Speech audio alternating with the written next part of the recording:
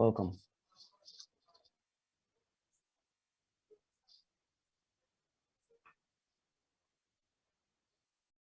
Great to put this together with the IPGA and Austrade.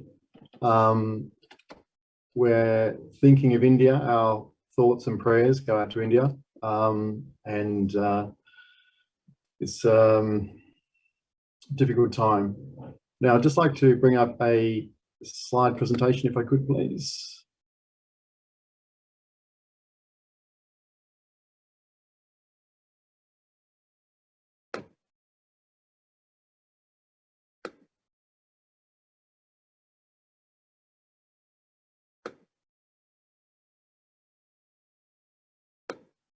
Okay, you can see that.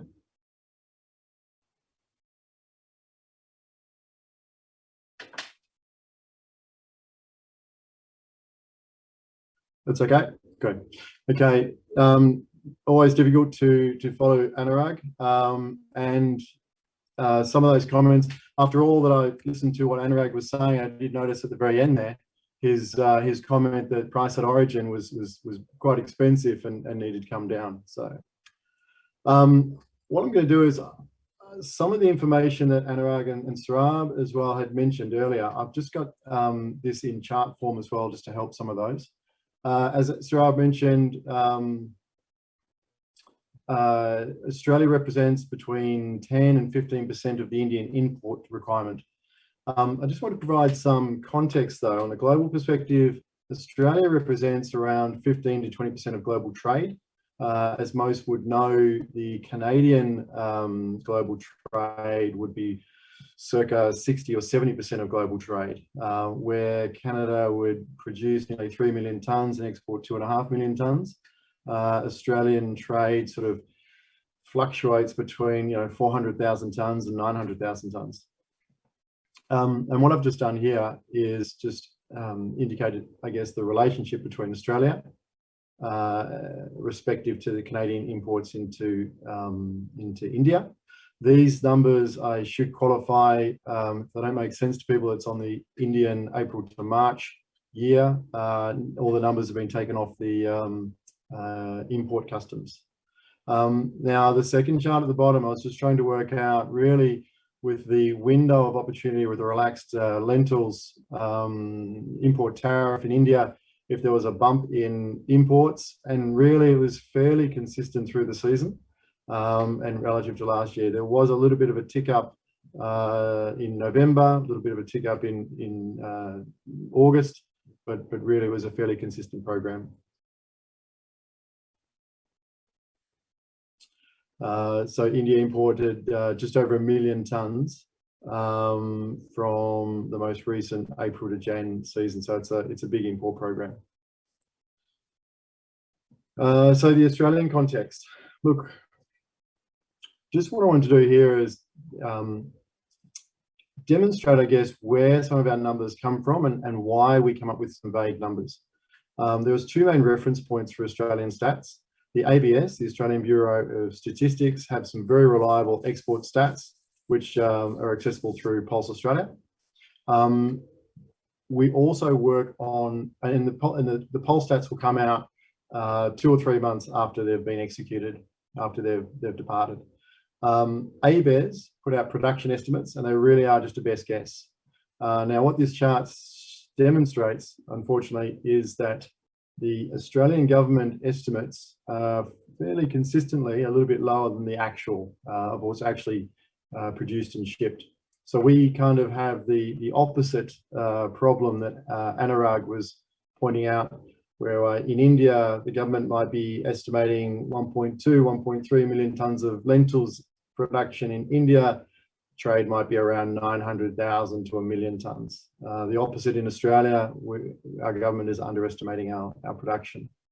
I'll come back to this because it's important to, I guess, illustrate where we might be for looking at the new planting intentions and where the crop might be for 21-22.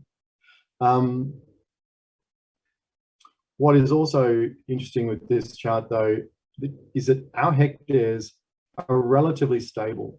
So the swings in Australian production numbers usually come from yield, usually come from the weather. But our hectares are fairly consistent because 90% of our crop is produced in two states or three main production areas, the Yorke Peninsula in South Australia and the Mallee region and the Wimmera regions in Victoria.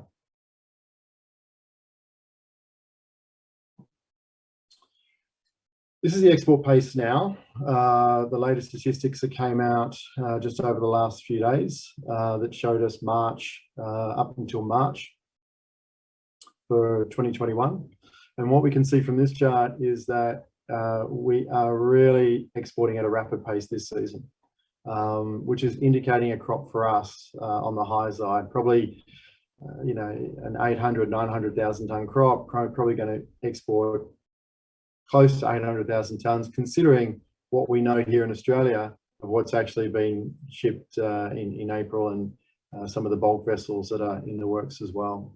So the export pace this season is pretty strong. What I'd say here too is that growers aren't holding much stock. It's really with the trade now, and again, prices are moving firmer.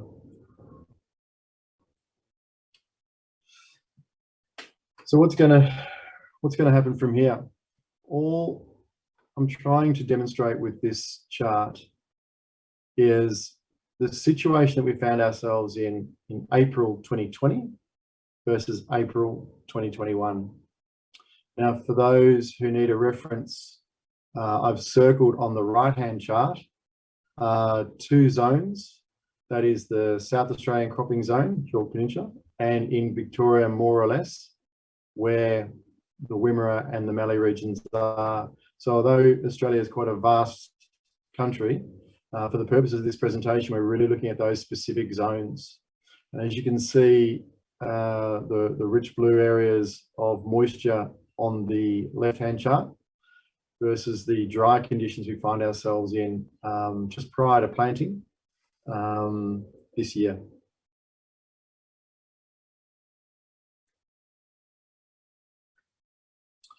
So on the back of the good season that we had last season, growers are still quite encouraged and hectares will maintain, probably not lose hectares, might even pick up some hectares for this season.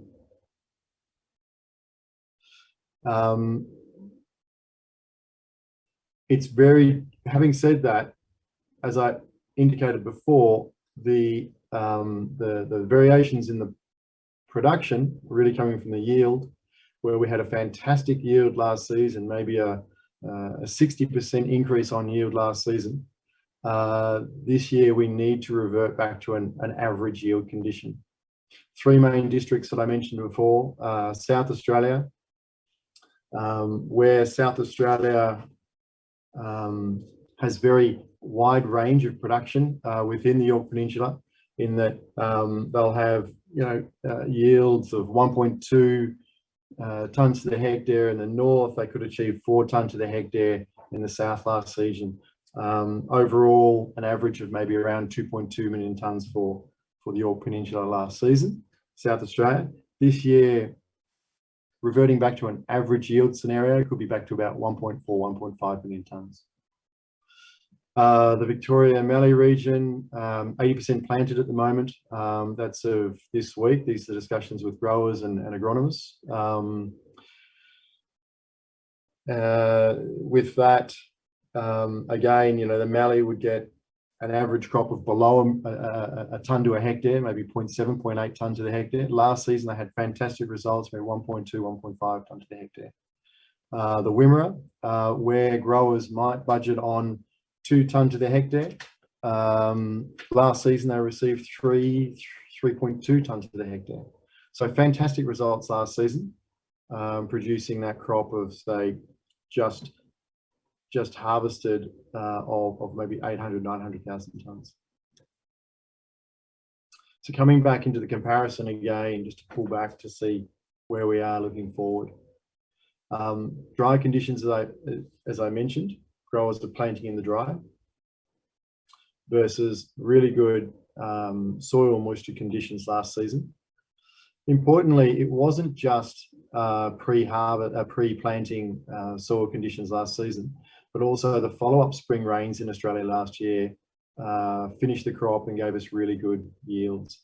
The Australian lentil crop doesn't need as much rainfall as, say, a cereal for the winter. It doesn't rely so much on winter rains.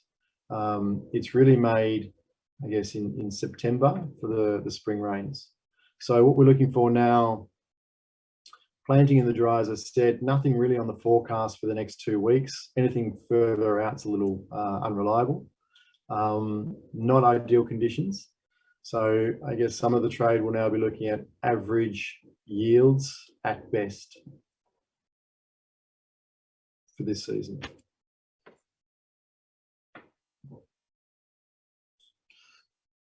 Okay, I've already mentioned some of these things.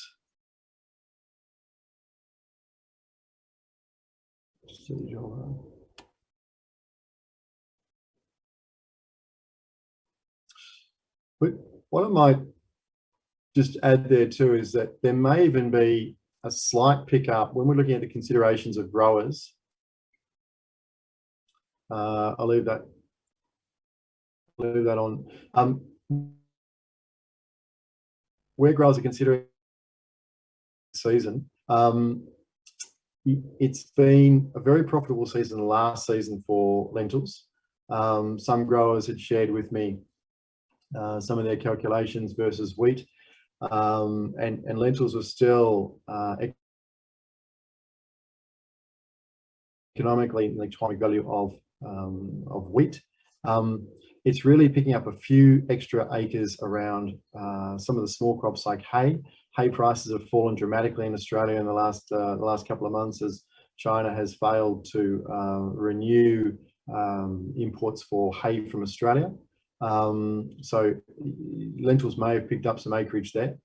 They're performing better than peas. Lentils don't really compete for space with favour beans. They're on a different geography, nor with canola. I mean, there's fantastic canola prices. I understand that there's a trade-off in Canada, but here in Australia, they're not in competing production zones. Okay, so